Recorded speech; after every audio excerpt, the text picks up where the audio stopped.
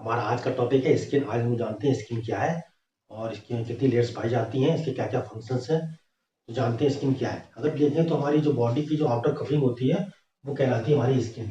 और जनरली देखें तो हमारी जो ये एक्सटर्नल एनवायरनमेंट से हमारे कॉन्टेक्ट में रहती है, हमारे बाहरी वातावरण के ये संपर्क में रहती है हमारी स्किन। और स्किन में अगर देखें इसके कुछ फंक्शंस हैं विशेष में। जैसे हमारा पहला फंक्शन है protection of underline structures from injury. मतलब ये हमको जो है ये हमारी बॉडी को इंजरी से बचाती है। जो हमारे हमारे स्किन के अंदर जो ऑर्गन्स पाए जाते हैं उनको इंजरी से बचाती है। और नंबर दूसरा हमारा फंक्शन है excretion of salt like sodium chloride and metabolites like urea. मतलब हमारे जो ये हमारे बॉडी से जो नमक निकलता है सोडियम क्लोराइड और उसका एक्सक्रीशन करती है। और जो कुछ मेटाबोलाइट्स होते हैं इनको यूरिया जैसे है उनको बाहर निकालती है। और तीसरा फंक्शन हमारा दिया है provide sensation which gives the awareness of environment. और ये क्या करती है हमारे जो बाहरी वातावरण के प्रति हमारा जो है ये हमको अवेयर करती है, सेंसेशन बताती है कि जैसे आप लोगों ने देखा होगा जाड़े में हमारे जो स्किन के जो रोए होते हैं वो खड़े हो जाते हैं। वो शो करते हैं कि मतलब ये आपको जो है सतर्क रहना चाहिए, जाड़ा का मौसम आ गया है। अब नेक्स्ट फंक्शन हमारा है secretion of sweat and sebum. और ये पसीना का सेक्रेशन करती है और सीबम का सेक्रेशन करती है। पसीना आप लोग जानते ही हैं। सीबम होता है हमारा जो ऑयली चिपचिपा पदार्थ होता है वो कहलाता है सीबम। हम लोग जानते हैं किसी के हमारी त्वचा ऑयली होती है, किसी की ड्राई होती है। तो जो ऑयली त्वचा सीबम के कारण ही होती है। नेक्स्ट है हमारा रेगुलेशन ऑफ बॉडी टेम्परेचर। ये हमारे बॉडी टेम्परेचर को रेगुलेट करती है, नियंत्रित करती है। और नेक्स्ट हमारा सिंथेसिस ऑफ विटामिन डी। मतलब हमको जो जो भाई अल्ट्रावायलेट रेज होती हैं धूप से मिलती है हमको, उनका उनसे विटामिन डी का जो संश्लेषण करती है। होता क्या है हमारे जो स्किन में अल्गोस्टेरॉल पाया जाता है वो जब धूप की अल्ट्रावायलेट रेज के संपर्क में आकर उसको विटामिन डी में कन्वर्ट हो जाता है। तो ये थे हमारे फंक्शन। अब बात करते हैं इसके स्ट्रक्चर की। और स्ट्रक्चर अगर देखें हमारा इस जो स्किन का, इसमें जनरली दो लेयर पाई जाती हैं, आउटर लेयर और इनर लेयर। आउटर लेयर हमारी कहलाती है आपकी इपिडर्मिस और ये इनर लेयर कहलाती है हमारी डर्मिस। तो हम लोग बात करते हैं इपिडर्मिस की बात। इपिडर्मिस में अगर देखें तो ये हमारी स्ट्रेटिफाइड इपिथेलियम से बनी होती है। और इसमें अगर देखें तो चार टाइप की लेयर पाई जाती हैं। जो आपकी आउटर जो लेयर होती है वो कहलाती है हमारी स्ट्रेटम कॉर्नियम। इसमें अगर देखें तो स्केल लाइक सेल्स पाई जाती हैं हमारी जो धारीदार। और इसमें इसमें अगर इसमें प्रोटीन भी पाया जाता है जिसको केरेटिन नाम से हम लोग जानते हैं। दूसरी लेयर हमारी है स्टेटम ल्यूसिडम। अगर ये देखें तो ग्लिस्टरिंग लेयर होती है जिसके जस्ट बाद में आती है, ये चमकदार लेयर होती है। और थर्ड हमारी स्टेटम ग्रेनुलोसम। इसमें अगर देखें तो स्पिंडल साइड जो स्पिंडल स्ट्रक्चर टाइप की जो इसमें वो सेल्स पाई जाती हैं। और इसके जो साइटोप्लाज्मिक ग्रेन्यूल्स पाए जाते हैं।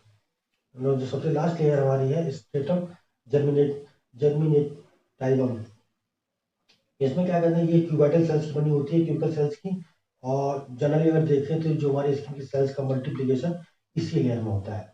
सबसे लास्ट वाली लेयर इसी में आपकी जो स्किन की सेल्स का मल्टीप्लिकेशन होता है। अब बात करते हैं डर्मिस लेयर की।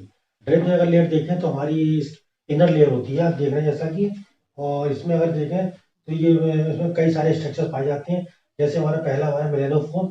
मेलेनोफोर क्या है, इसमें मेलेनिन पिगमेंट पाया जाता है जो हमारी बॉडी का कलर होता है इस पे मेलेनिन पर ही बेस करता है। जैसे किसी का कलर ब्लैक है या फिर सांवला कलर है, ये मेलेनिन की। और इसमें जो भी स्पॉट वगैरह हो जाते हैं वो मेलेनिन पिगमेंट के द्वारा ही होता है। और ये क्या करता है, ये थोड़ा इसमें इलास्टिक फाइबर्स ही पाए जाते हैं मेलेनोफोर में। और ये जो हमारे स्किन के टेक्सचर को ही मेंटेन करता है। दूसरी हमारी पाई जाती है इसमें आर्ट्रियल और वेनस कैपिलरीज और सेंसरी नर्व एंडिंग्स पाई जाती है। यहाँ आप देख रहे हैं कैपिलरी दिखाई दे रही है आपको, ये आर्टरी और वेन्स की कैपिलरी है। यहाँ पर आपको दिखाई नर्व एंडिंग दिखाई दे रही है आपको यहाँ पर स्ट्रक्चर में। और उसके बाद अगर देखें तो इसमें स्वेट ग्लैंड्स और सेबेसिस ग्लैंड। यहाँ देखें आप ये स्वेट ग्लैंड है आपकी, ये आपकी दिखाई दे रही है सेबेसिस ग्लैंड है। और ये आपकी हेयर रूट है ये। और इसमें देखिए यहाँ पर एक पाई जा रही है आपकी इलेक्टर प्लाई मसल्स पाई जा रही हैं। जो मतलब इससे क्या होता है इलेक्टर प्लाई मसल्स से जो हमारे जो बाल होते हैं वो इनमें खड़े हो जाते हैं। जब जाड़े जैसे रोए जब होते हैं हमारे बाल खड़े हो जाते हैं, ये इलेक्टर प्लाई मसल के कारण ही ऐसा होता है। जब उसमें कॉन्ट्रेक्शन होता है तो हमारी जो बाल स्ट्रेट हो जाते हैं, खड़े हो जाते हैं। अब बात करते हैं इसमें हमारे स्किन में कौन कौन सेक्रेशन होते हैं। जनरली दो सेक्रेशन होते हैं, स्वेट का सेक्रेशन होता है, दूसरा सीबम का। अब बात करते हैं हम सेक्रेशन ऑफ स्वेट की। तो हमारा पसीने का सेक्रेशन होता है, ये स्वेट ग्लैंड के कारण होता है। आप देख रहे हैं स्वेट ग्लैंड, देख रहे हैं आप लोग, ये ट्विस्टेड ग्लैंड है आपकी। और अगर ये हमारी जो ग्लैंड निकल रही है डर्मिस लेयर से निकलती है, और ट्विस्टेड ट्यूबुलर ग्लैंड होती है हमारी, और इसमें जो इसकी डक्ट होती है, जो नली होती है, ये आपकी खुलती है आपकी जो है एपिडर्मिस में। और जनरली अगर देखें तो इसमें ये हमारी स्वेट ग्लैंड्स होती हैं, जो हमारे जो हाथ की हथेलियां हैं और जो पैर के तलवे होते हैं, सबसे ज़्यादा मात्रा उन्हीं में पाई जाती है। इसलिए आपने देखा होगा हमारे जो हाथ की हथेलियों में पसीना बहुत ज़्यादा मात्रा में आता है, और पैर के सोल में भी। और अगर जनरली हम लोग देखें तो लगभग एक दिन में लगभग 5 ml पसीना जो है निकलता है। और अगर बात देखें, अगर स्वेट का अगर हम लोग कंपोजिशन देखें तो इसमें मेनली क्या होता है, वाटर होता है, कुछ साल्ट होते हैं और कुछ वेस्ट प्रोडक्ट होते हैं। अगर हमने देखिए स्वेट को 2 पार्ट में डिवाइड किया हुआ है, पहला हमारा इंसेंसिबल पर्सपायरेशन, दूसरा है सेंसिबल पर्सपायरेशन। स्वेट को पर्सपायरेशन पर्सपायरेशन के नाम से भी जाना जाता है।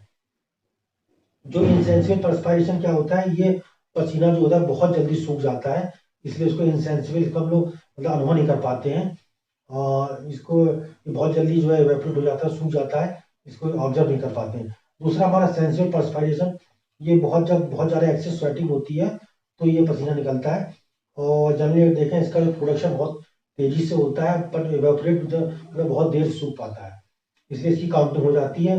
और अगर जनरली देखें तो स्वेट ग्लैंड को कंट्रोलिंग जो है हमारी सिंपैथेटिक नर्व के द्वारा ये कंट्रोल होता है। अब बात करते हैं सेक्रेशन ऑफ सीबम की।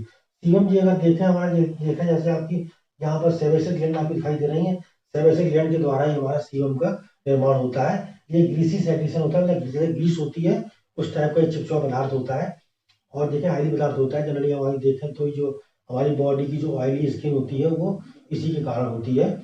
और सेबेसिक ग्लैंड अगर देखें, इसका जो शेप होता है फ्लास्क के आकार का शेप होता है, और ये डर्मिस लेयर में पाई जाती है।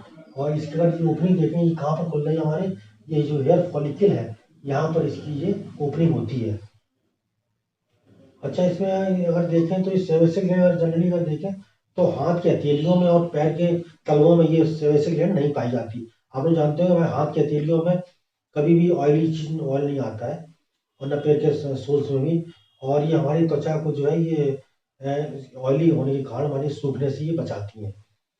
और ये छोटी छोटी ग्लैंड आपको देख रहे हैं, छोटी छोटी ग्लैंड हैं आपकी ये, और वैसे तो बहुत सारे पार्ट में पाई जाती हैं, बट ये सोल्स और थॉर्म्स में नहीं पाई जाती। अब बात करते हैं रेगुलेशन ऑफ बॉडी टेम्परेचर, हमारी बॉडी का टेम्परेचर कैसे नियंत्रित होता है। तो जनरली अगर देखें तो ये सबसे जो हमारा इंपॉर्टेंट वर्क है हमारा स्किन का, बॉडी टेम्परेचर को रेगुलेट करना।